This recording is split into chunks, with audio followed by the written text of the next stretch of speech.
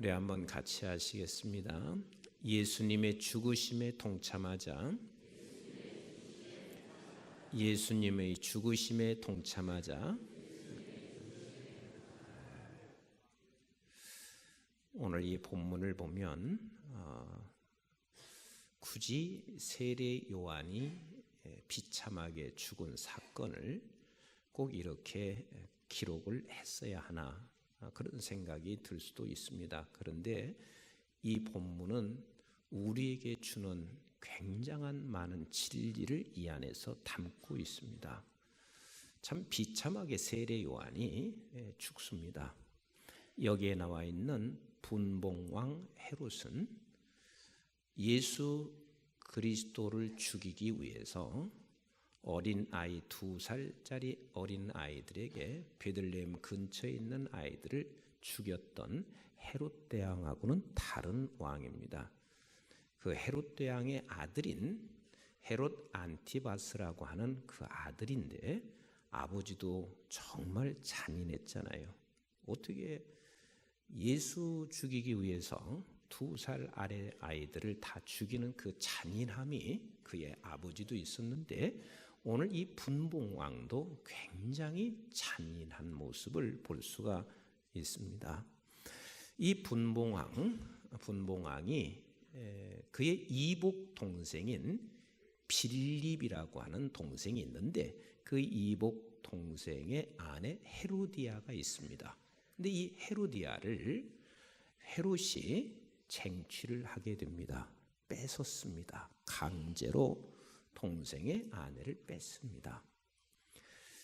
이 모습을 바라보고 있는 세례 요한은 가만히 있을 수가 없어서 세례 요한이 그것에 대해서 이야기를 합니다. 즉 올바른 이야기를 했고 진리를 이야기를 했습니다. 그런데 진리를 듣지 못하는, 진리를 거절하는 백성들에게는 언제나 이렇게 잔인함이 나타나게 돼 있고, 그래서 결국은 헤롯의 생일이 되었을 때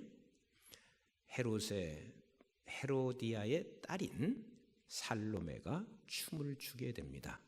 막 춤을 추는 것을 헤롯이 넋을 잃고 그것을 바라보고 있다가, 내가 너에게 네가 요구하는 것은 무엇이든지 주겠다, 그리고 맹세를 하게 됩니다. 이 말을 들은 살로메는 어머니한테 가서 이야기를 합니다. 헤로디아에게 가서 이렇게 지금 헤롯 대왕이 그렇게 말을 한다고 하니 무엇을 요구할까?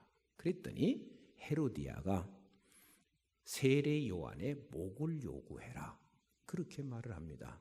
그래서 결국은 세례 요한이 감옥에 갇혀 있었을 때 그 세례 요한의 목을 베어서 쟁반에 갖다가 올려놓고 있습니다. 끔찍한 그런 잔인함이 오늘 이 본문 속에 있습니다. 사람들은 그저 인생이 이렇게 잔인하고 한 역사를 서술한 것처럼 그리 생각하고 있지만, 이 말씀 속에는 굉장한 깊은 뜻이 담겨져 있습니다.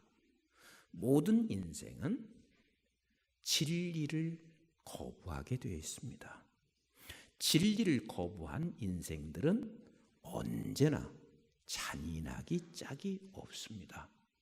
왜 인생은 진리를 거부할 수밖에 없냐면, 죄인이고 죽은 자이기 때문에 생명의 소리를 들을 수가 없고, 생명의 소리가 내게 들려오면 그 생명의 소리를 전하는 그를 죽일 수밖에 없는 것이 인류가 죄를 범한 이후의 삶이었습니다.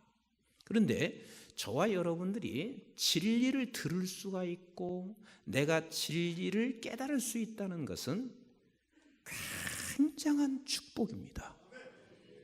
왜 굉장한 축복이냐면, 진리를 내가 들을 수 있는 기, 진리를 깨달을 수 있는 것은 하나님께서 우리에게 새로운 생명을 주지 않고는 진리를 깨달을 수 있어요, 없어요?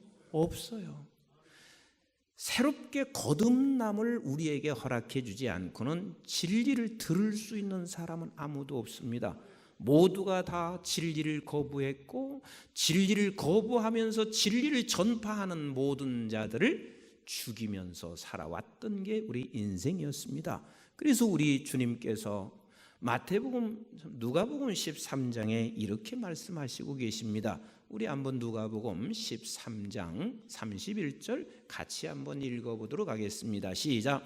곧 그때에 어떤 바리새인들이 나와서 이르되 나가서 여기를 떠나소서 헤롯이 당신을 죽이고자 하나이다. 이르시되 너희는 가서 저 여우에게 이르되 오늘과 내일은 내가 귀신을 쫓아내며 병을 고치다가 예수님께서 사역하신 모든 것을 오늘과 내일이라 말씀하셨고 이제는 주님이 남은 한 가지가 있습니다. 시작. 제3일에는 완전하여지리라 하라. 자, 계속 읽습니다. 33절 시작. 그러나 오늘과 내일과 모레는 내가 갈 길을 가야 하리니 선지자가 예루살렘 밖에서는 죽는 법이 없느니라. 예루살렘아 예루살렘아 선지자들을 죽이고 내게 파송된 자들을 돌로 치는 자여 암탉이 제 새끼를 날개 아래 모음과 같이 내가 너희의 자녀를 모으려 한 일이 몇 번이냐. 수많은 선지자들을 보내면서 계속해서 주님은 말씀하셨고 진리를 저들에게 선포했고 그래서 너희들을 내가 날개 아래 품기 위해서 이렇게 수없이 말씀한 것이 몇 번이냐. 자, 계속 읽습니다. 시작. 그러나 너희가 원하지 아니하였도다. 보라 너희 집이 황폐하여 버린 바 되리라. 내가 너희에게 이르노니 너희가 주의 이름으로 오시는 이를 찬송하리로다 할 때까지는 나를 보지 못하리라 하시니라 그랬습니다. 결국은 예수 그리스도께서 3일이 돼서 죽은 후에 우리가 다시 그분과 함께 태어나지 아니하고는 결단코 우리는 진리를 들을 수도 없고 찬송할 수도 없고 진리를 깨달을 수 없다. 저와 여러분들이 진리를 지금 듣고 있다는 이야기는 저와 여러분들은 새로운 생명으로 태어난 사람입니다. 거듭난 사람입니다. 어떻게 거듭났나요? 요한복음 3장 16절부터 같이 읽어보겠습니다. 시작. 하나님이 세상을 이처럼 사랑하사 독생자를 주셨으니 이는 그를 믿는 자마다 멸망하지 않고 영생을 얻게 하려 하심이라. 하나님이 그 아들을 세상에 보내신 것은 세상을 심판하려 하심이 아니요 그로 말미암아 세상이 구원을 받게 하려 하심이라. 그를 믿는 자는 심판을 받지 아니하는 것이요 믿지 아니하는 자는 하나님의 독생자의 이름을 믿지 아니하므로 벌써 심판을 받은 것이니라. 벌써 심판을 받았다는 이야기는 이미 그들은 죽었습니다. 그런데 우리는 그를 믿을 수 있었다는 얘기는 우리 하나님께서 저와 여러분들을 새롭게 태어나게 하셨어요. 영생을 우리에게 주셨어요. 새 생명, 영원한 생명을 우리에게 주셨어요. 조금 더 읽어보겠습니다. 시작. 그 정죄는 이것이니 곧 빛이 세상에 왔으되 사람들이 자기 행위가 악함으로 빛보다 어둠을 더 사랑한 것이니라. 악을 행하는 자마다 빛을 미워하여 빛으로 오지 아니하나니 이는 그 행위가 드러날까 함이요 진리를 따르는 자는 빛으로 오나니 이는 그 행위가 하나님 안에서 행한 것임을 나타내려 함이라 하시니라. 아멘이신가요? 자, 여기까지 제가 다시 정리하겠습니다. 저와 여러분들은 진리를 들을 수 있어요, 없어요? 깨닫고 있어요, 없어요? 우리는 그렇다면 반드시 우리에게는 무슨 생명이 있다? 영생이 있습니다. 영생이 있습니다. 영생이 있습니다. 그래서 이 세상에서 진리를 거부하는 사람이 두 종류의 사람이 있습니다. 하나는 아예 영생이 없는 자들은 진리를 다 거부합니다. 어떤 누구도 진리를 거부하게 되어 있습니다. 그런데 또 하나 심각한 게 있습니다. 영생함을 얻은 자들이 진리를 거부하는 자리에 설 수가 있습니다. 자, 이 이야기는 잘 들으세요. 구원의 문제는 아닐 것입니다. 근데 진리를 거부하면 결국은 그는 종교인이 되어버립니다. 저는 오늘 한국교회가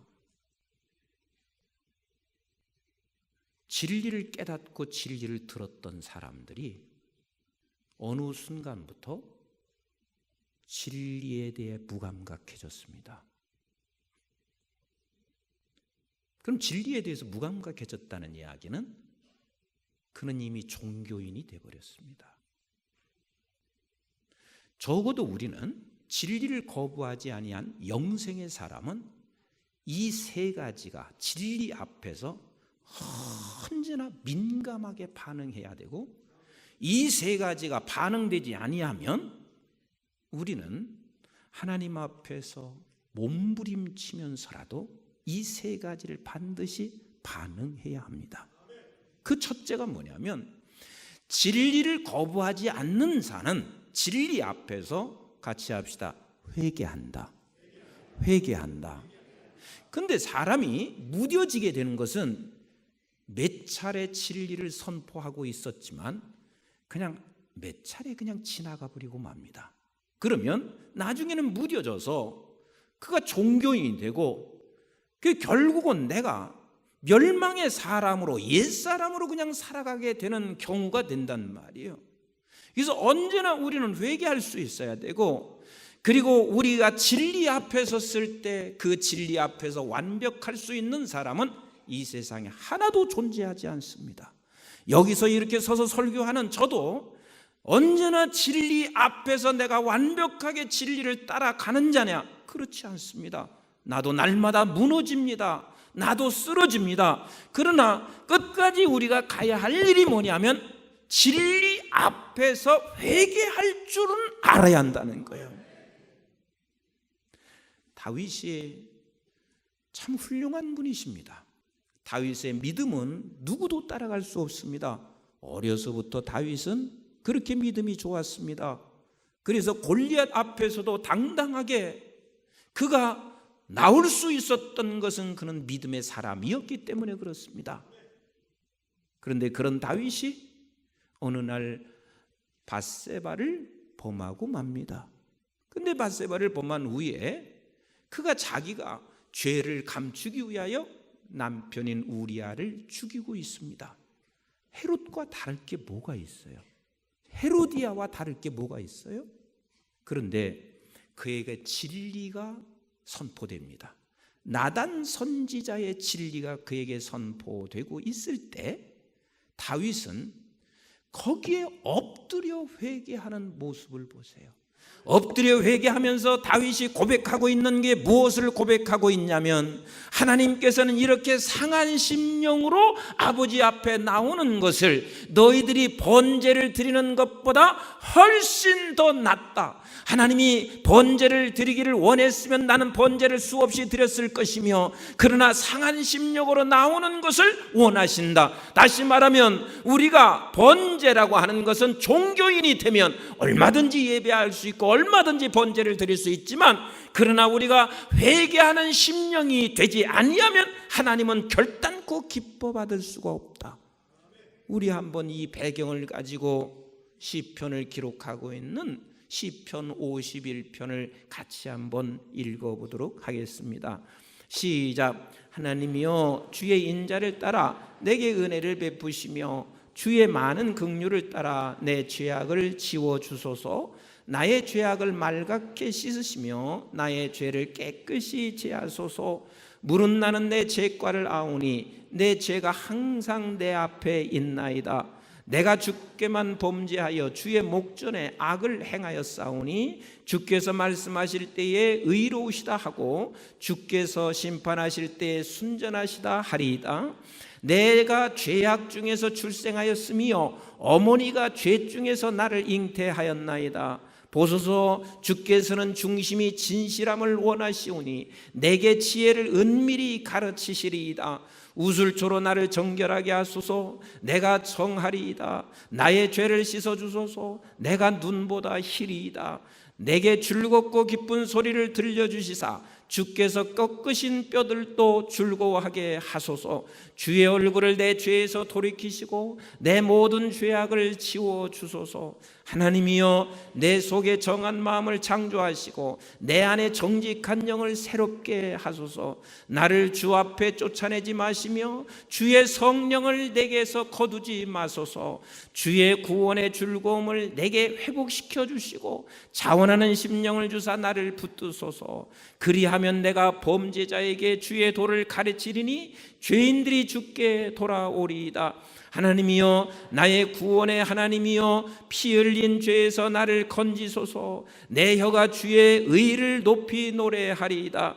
주여, 내 입술을 열어주소서. 내 입이 주를 찬송하여 전파하리이다. 주께서는 제사를 기뻐하지 아니하시나니 그렇지 아니하면 내가 드렸을 것이라. 주는 번제를 기뻐하지 아니하시나이다. 지금 이 말씀 그거 아니에요.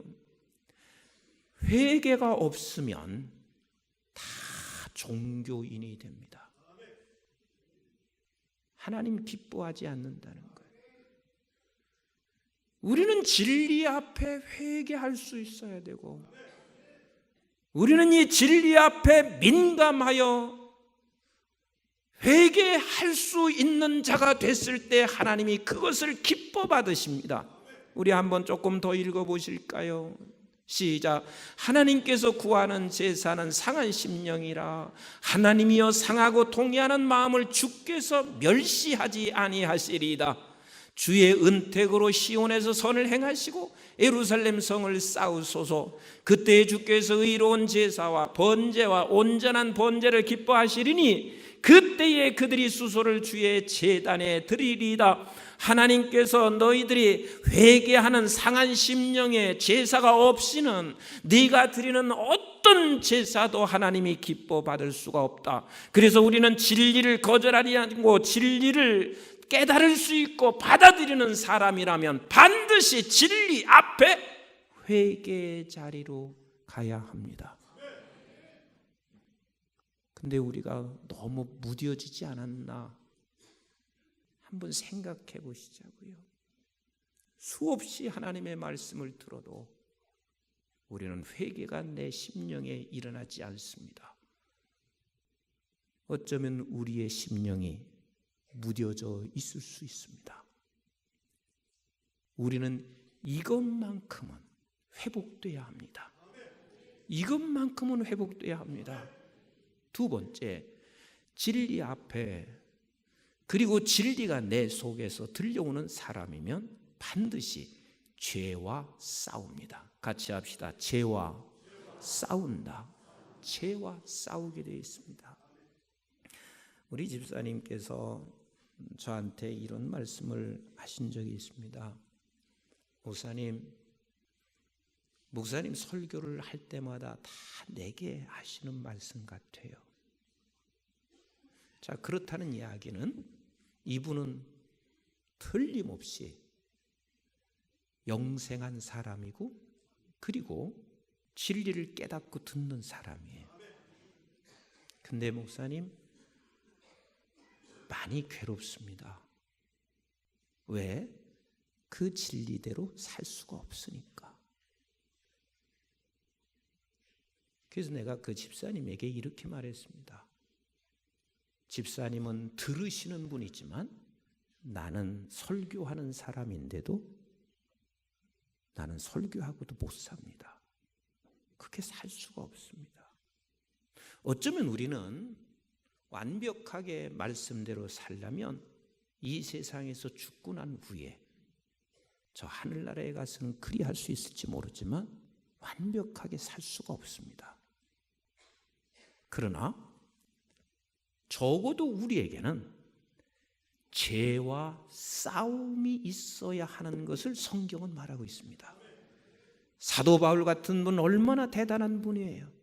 그런데 그 사도 바울이 이 죄와 싸우는 일이 한순간도 그가 멈추지 않고 있습니다. 이 진리 앞에서 내가 진리대로 살지 못하고 있는 옛사람의 내 모습 앞에, 그리고 내가 그 죄와 싸우는데 한순간도 멈추지 아니하는 바울 사도의 입을 통해서 말씀하시고 있는 로마서 7장 21절을 한번 같이 읽어보시자고요. 시작. 그러므로 내가 한 법을 깨달았노니 곧 선을 행하기 원하는 나에게 악이 함께 있는 것이로다. 내 속 사람으로는 하나님의 법을 즐거워하되 내 지체 속에 한 다른 법이 내 마음의 법과 싸워 내 지체 속에 있는 죄의 법으로 나를 사로잡는 것을 보는도다. 오호라, 나는 곤고한 사람이로다. 이 사망의 몸에서 누가 나를 건져내랴. 이게 바울 사도가 고백하고 있는, 안 되는 거예요. 안 되는 거예요. 사실 우리 교인이 얼마나 귀해요.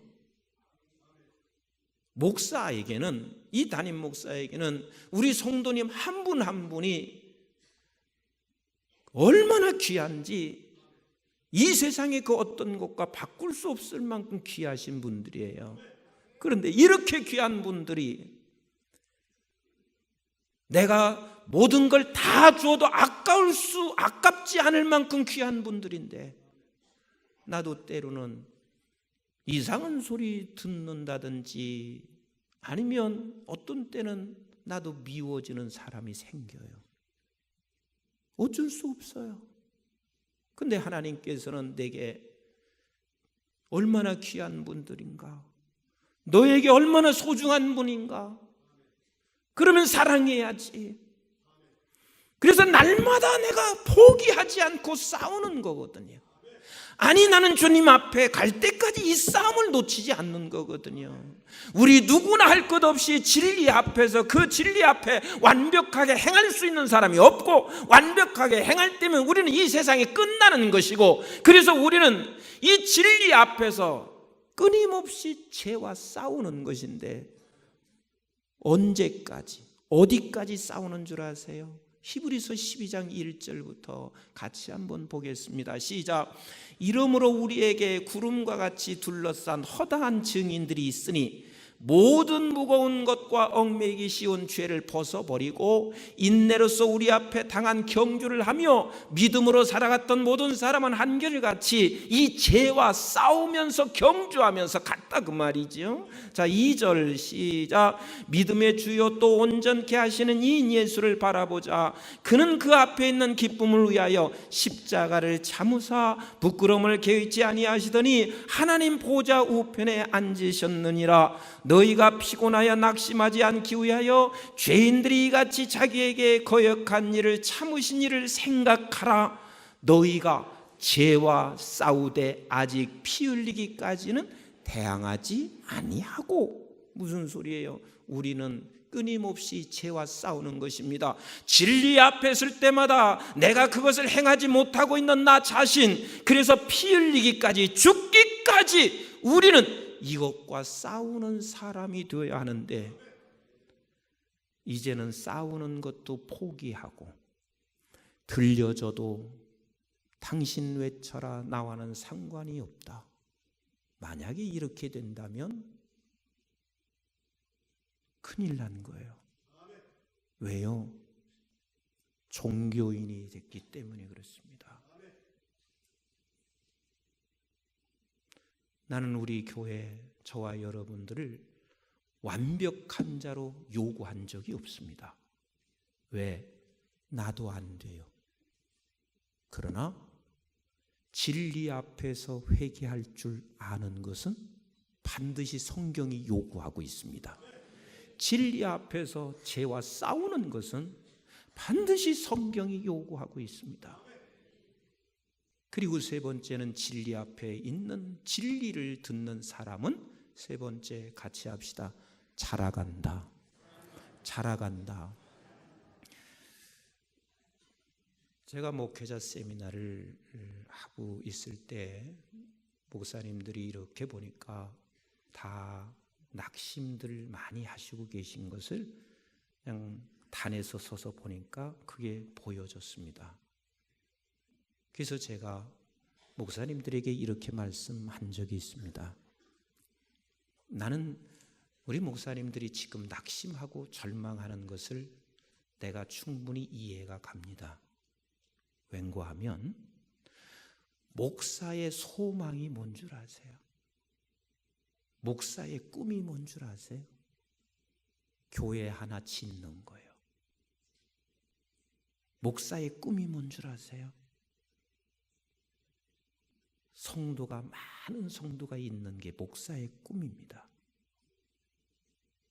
그게 잘못됐다는 이야기를 하고 싶어서 그런 게 아니에요. 성경은 어느 곳도 임목사야 교회 져라 이렇게 한 곳이 없습니다.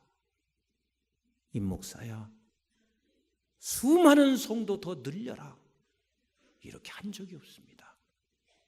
그럼 교회 짓는 거, 성도가 늘어나는 게 잘못됐다는 얘기가 아니라 하나님이 뭘 원하시냐면 너가 잘하는 것이 내가 바라는 목적이며 네가 잘하는 상황에서 교회도 질 수 있고 네가 잘하는 가운데서 성도가 늘어날 수 있는 이런 성취와 결과가 주어지는 것은 이건 하나님의 은혜의 결과이지만 너가 잘하는 것은 놔버리고 너는 오직 교회 하나 짓고 성도가 늘어나는 것이 너의 꿈이 된다면 반드시 그 성취로 인하여 너도 망하고 교회 망하게 돼. 하나님이 요구하시는 것은 우리가 잘하는 거요. 우리가 자라나는 거요. 적어도 우리는 진리 앞에 서는 사람, 예수님과 함께 죽어 있는 사람은 반드시 우리는 작년보다 금년에 자라나야 됩니다. 자라나야 돼요.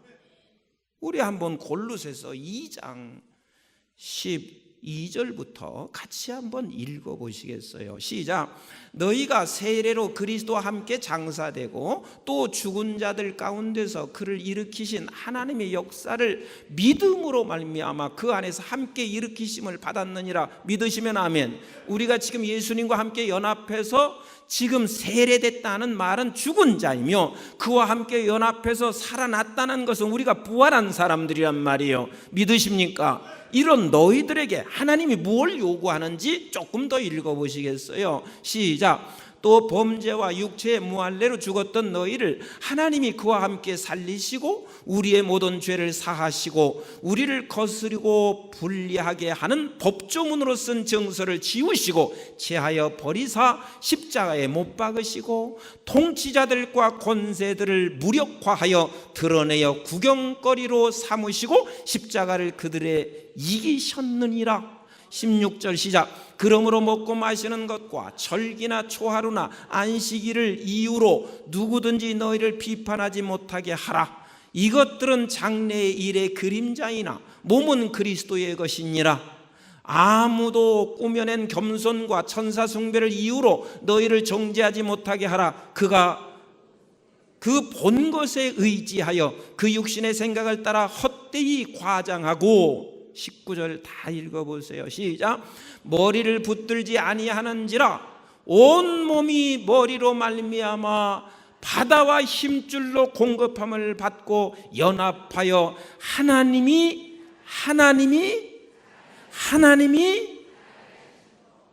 자라게 하심으로 자라느니라. 진리 앞에 서는 자는 반드시 자라가야 합니다. 반드시 자라가야 합니다. 우리 메시아 성가대 찬양 잘해요. 그런데 소리 아무리 잘 내도요, 내가 잘하지 아니하는 메시아 성가대라면 하나님이 여기 앉힐 이유가 없어요.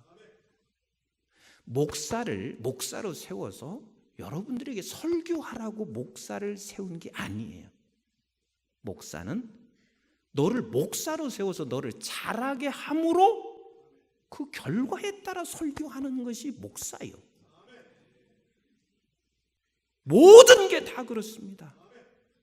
우리 한번 에베소 4장 11절을 한번 보세요. 시작. 그가 어떤 사람은 사도로, 어떤 사람은 선지자로, 어떤 사람은 복음 전하는 자로, 어떤 사람은 목사와 교사로 삼으셨으니 계속 읽어보세요. 시작. 이는 성도를 온전하게 하여 봉사의 일을 하게 하며 그리스도의 몸을 세우려 하심이라. 어떤 사람은 교사로 선지자로 각각 우리에게 다 세웠습니다. 어떤 사람은 성가대, 어떤 사람은 성가대 지휘자, 반주자 모두가 세웠어요. 그러면 대다수의 많은 사람들이 자꾸만 우리가 보여지는 허망된 것, 그런 것들만 성취를 하려고 할 때 문제가 생기는 거요. 언제나 우리는 먼저 내가 잘하면서 나타나는 성취가 있어야 되고, 잘하면서 나타나는 결과가 없이는 결국은 그것이 오히려 문제가 되는 거란 말이에요. 그래서 조금 더 읽어보세요. 시작. 우리가 다 하나님의 아들을 믿는 것과 아는 일에 하나가 되어 온전한 사람을 이루어 그리스도의 장성한 분량에 충만한 데까지 이르리니, 이는 우리가 이제부터 어린아이가 되지 아니하여 사람의 속임수와 간사한 유혹에 빠져 온갖 교훈의 풍조에 밀려 요동하지 않게 하려 함이라. 오직 사랑 안에서 참된 것을 하여 범사에 그에게까지 자랄지라. 그는 뭐리니 곧 그리스도라. 그랬습니다. 저는 여러 교회를 만나면서요, 복음에 대한 바른 깨달음이 없어서 교회가 무너지고 깨지고 싸우는 경우를 너무 봅니다. 목사님이 부임했습니다. 3년이 됐는데 교회가 큰 부흥이 없습니다.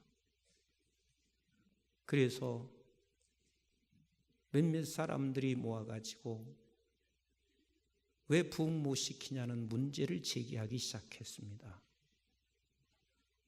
그 교회는 결국은 깨지고 무너집니다. 항상 우리 교회 놓치지 말 것은 내가 잘하는 거예요. 내가 잘하는 거예요.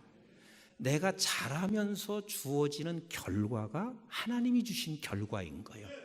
그러나 내가 잘하지 아니하고 자꾸 성취와 목표를 향해서 가는 것은 하나님의 일인 것 같이 착각을 하고 있을 뿐이지, 결국은 그 성취는 반드시 교회의 암적 존재가 되게 되어 있습니다.